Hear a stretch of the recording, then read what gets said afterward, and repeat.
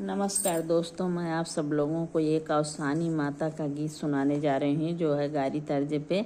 सुनिए, अच्छा लगे तो लाइक करिए, कमेंट करिए और सब्सक्राइब करिए, फुल वॉच करके सुनिए। बहुत अच्छा अवसान माता जी का गीत है और गाइए उसको जो है। कौने नगरिया से आई अवसानी मैया हो,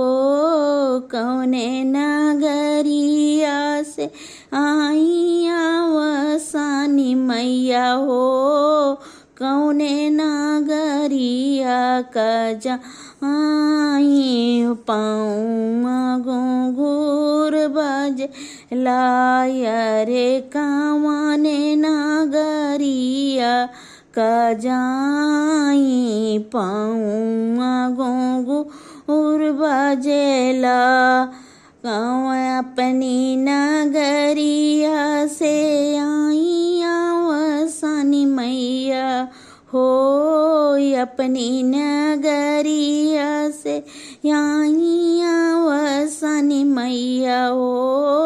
सेवका नगरिया का जाई पाऊँ घूंघूर बजेला,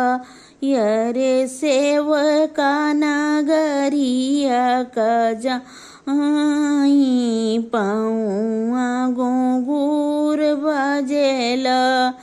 एक हथेली मैया रेशम कई डोरिया हो, एक हथेली मैया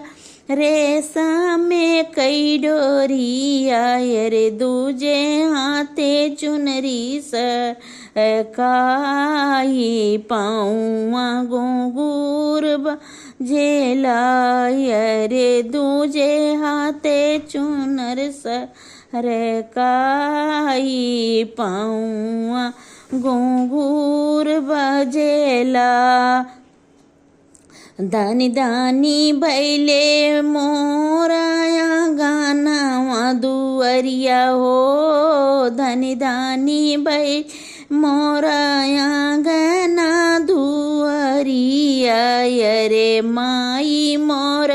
यावई मुशकाई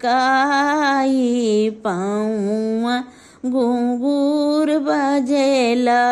यरे माई मोरिया वही मुस्काई पाऊँ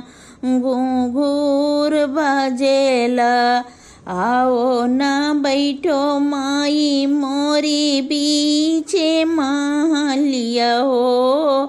आओ ना बैठो माई मोरी बीचे महलिया, यरे सबही काया चेरा ओढ़ाई पाऊँ घूंघूर सोहेला,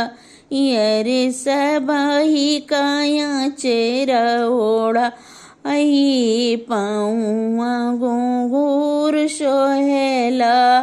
कौने नगरिया से आई अवसानी मैया हो,